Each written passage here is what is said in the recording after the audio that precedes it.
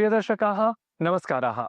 अद्य वार्तावल्याः साक्षात्कारक्रमेऽस्मिन् नाम विशिष्टः जनः अस्मत्समक्षम् उपस्थितः यः कुलपतिः केन्द्रीयसंस्कृतविश्वविद्यालयस्य अस्ति अथ नाम संस्कृतसङ्गणककृत्रिमबुद्धिमत्ता क्षेत्राणां विशेषतः वैदुष्यमपि भजते असौ अस्ति अत्र उपस्थितः प्रोफेसर् श्रीनिवास वरखेडिवर्यः। महोदय अत्र भवतः स्वागतं नमश्च करोमि अहम्। नमस्कारः। वस्तुतः साम्प्रतमेव तत्र कृतकप्रज्ञाम् आश्रित्य तत्र विशिष्टं सम्मेलनम् अचिरादेव भारते आयोजितं। तत्र भवतः अपि नाम सहभागिता आसीत्। संस्कृतक्षेत्रस्य धुरित्वं भवान् भजते।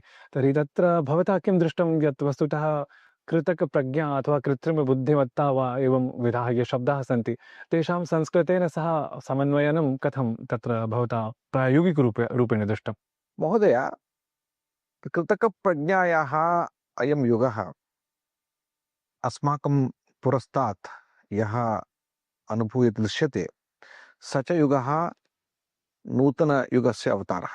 कृत्रिमबुद्धिमत्तायाः कल्पना अस्माकं प्राचीनकालादपि भारते आसीत्। सप्रमाणं वयं साङ्ख्यदर्शने एतद्वयं द्रष्टुं शक्नुमः। अत एव बुद्धिः प्रकृतेरेव विकारः इति तैः स्वीकृतम्। बुद्ध्या एव इदं सर्वमपि जगत् प्रवर्तते इत्यपि स्वीकृतम्। अत एव अत्र सर्वेष्वपि पदार्थेषु दृश्यमानेषु यत् सूचनारूपं यद्वर्तते तत्त्वं तत्तु बुद्धेः एकः अंशः। मन्ये अहं भूतवस्तुष्वपि सर्वेषु इन्फार्मेशन् इति यः अंशः स तु जडप्रायः सर्वत्र वर्तते। अत एव इदानीं यत् वयं सङ्गणकस्य सूक्ष्मात् सूक्ष्मावयवे चिप् नामके यद् इन्फार्मेशन् स्टोरेज् इति यद्भवति तद् भौतं रूपम्। अतः तदेव बुद्धेः एकः अंशः सर्वेषु वस्तुषु दृश्यमानः अस्ति। अतः कृतिकबुद्धिमत्ता तावत् जडात्मिका सर्वत्र वर्तते।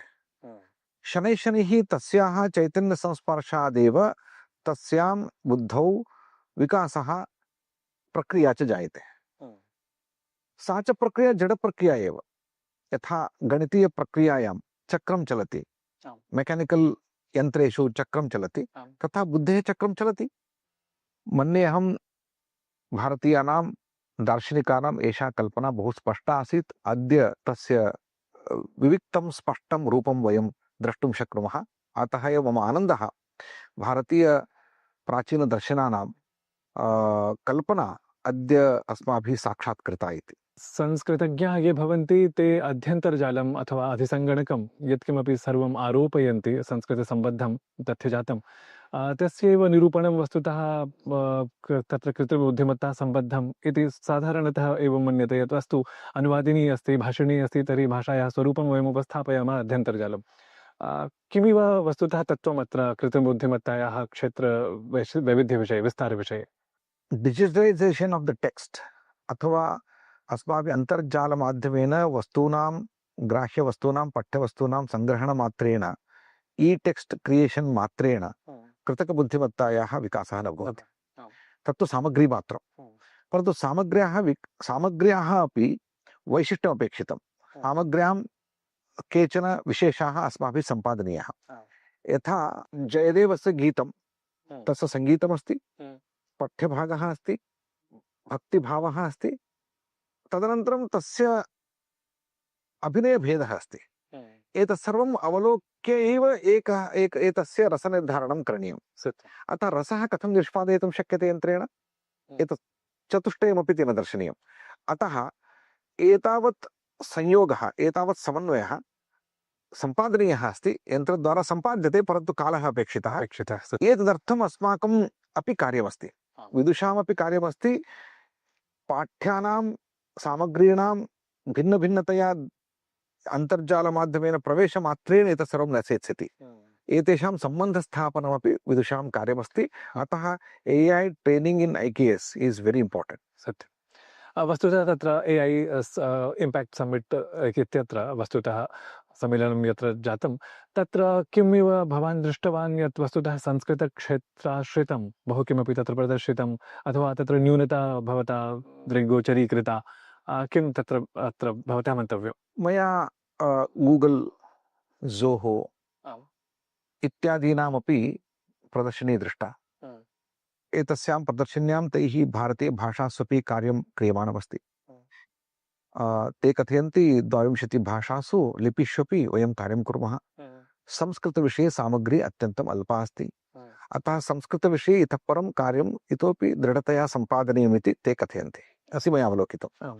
परन्तु ज्ञानभारतम् अभियानेन संस्कृतिमन्त्रालयस्य कार्येण बहु फलं सम्पादितमस्ति, कृत्स्नं वाद्यमानमस्ति। बुद्धिमत्ता एवं बुद्धिमत्ताक्षेत्रे यथा ज्ञानक्षेत्रे विशेष्य भारतीयविज्ञानक्षेत्रे ज्ञानविज्ञानक्षेत्रे तैः कृतकबुद्धिमत्तायाः केचन प्रकल्पाः संयोजिताः, तेषां लाभः स्वीकृतः।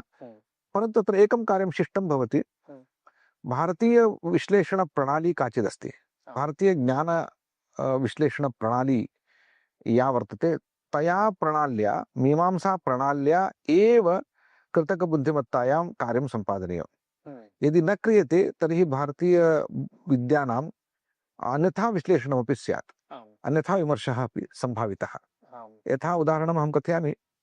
यदि भवन्तः अद्य पृच्छन्ति ऋग्वेदस्य कालः कः अथवा ऋग्वेदस्य कः लेखकः, यन्त्रं किमपि अन्यान् नानामतानि सम्पादयति। अतः यन्त्रस्य पुरतः नाना मतानि सन्ति, नाना आकराः सन्ति। सर्वेभ्यः आकरेभ्यः मतानि उपनिवेशयति, परन्तु सर्वथापि निर्धारयितुं न शक्नोति किं मानम्।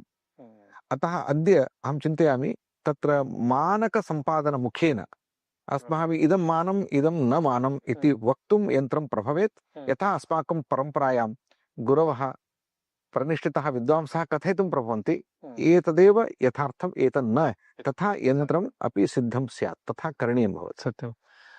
महोदय, वस्तुतः चैट जीपीटी, ग्रॉक, जेमिनी एवं किमपि यत् तत्र बहु किमपि अस्ति, तत्र वस्तुतः ते नाम पाश्चात्य समवायसम्बद्धाः नाम सर्वे मध्यमभूताः ये सन्ति।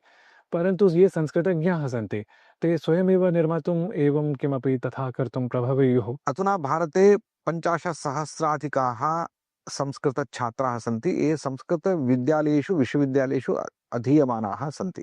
तेषु मम निवेदनम् अटैक एआई अथवा टीच एआई अथवा ट्रेन एआई। किं करणीयं? वयम् अद्य यथार्थं वस्तु, यथार्थं किञ्चित् तत्त्वं वयं जानीमः।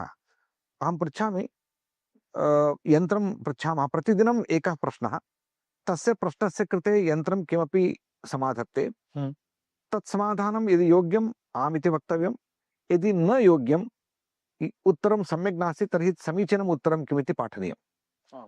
प्रतिदिनं 50,000 छात्राः अध्यापकाः समीपे मिलित्वा एकं स्वस्य दर्शनम् अथवा स्वस्य सिद्धान्तम् अधिकृत्य यन्त्रं यदि प्रशिक्षयन्ति, एकमेव एकः प्रश्नः समीचीनम् उत्तरम्, एवं क्रमेण प्रशिक्षणं यच्छन्ति। यन्त्रं बोधयन्ति यत् एतत् उत्तरं सम्यक् नास्ति, एतत् उत्तरं सम्यक् अस्ति इति। यन्त्रं शनैः तत् अवगच्छति। पुनश्च 5 वर्षेषु प्रायः सर्वम् अवगन्तुं शक्नोति। वर्षद्वयेनैव यन्त्रम् अस्माकम् उपकारं कर्तुं शक्नोति।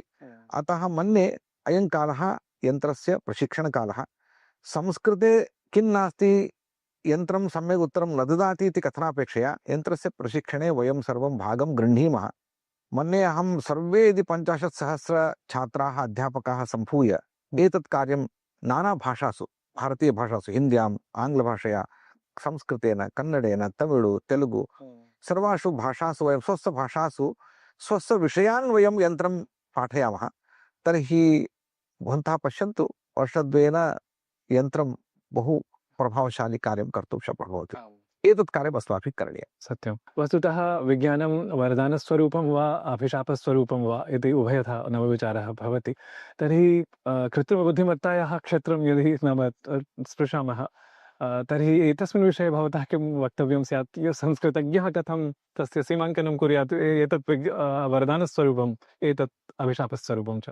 एआई यन्त्रम् अहं ब्रह्मराक्षसमेव पश्यामि। आम्।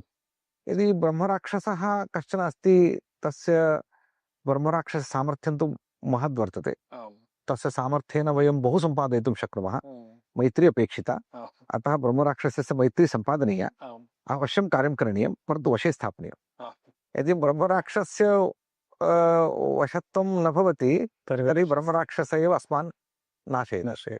अतः एतत् उदाहरणं मनसि निधाय, एतत् उपमानं मनसि निधाय अस्माभिः कार्यं करणीयं। ब्रह्मराक्षसस्य वशे ब्रह्मराक्षसः सम्पादनीयः, अथवा ब्रह्मराक्षसस्य वशे वयं भवेम इति निर्धारणम् अस्माभिः करणीयम्। अन्यथा एष कालः अस्माकं अत्यन्तं महत्त्वपूर्णकालः। वयं बहु सम्पादयितुं शक्नुमः, बहु अर्जयितुं शक्नुमः, परन्तु अस्माकं नाशः अपि सम्भावितः। सत्यं। बहु शोभनं महोदय। वस्तुतः यन्त्रोपपादिता नाम बुद्धिमत्ता नाम कृतकबुद्धिमत्ता या अस्ति सा सात्विकी बुद्धिं सात्विकस्वरूपं नाम स्वस्मिन् समाविशेत् इत्येव आकाङ्क्षा।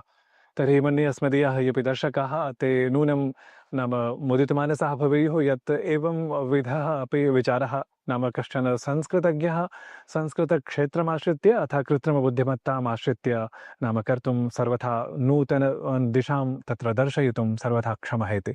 अत्र भवते पुनरपि अहं नमस्कारान् समर्पयामि।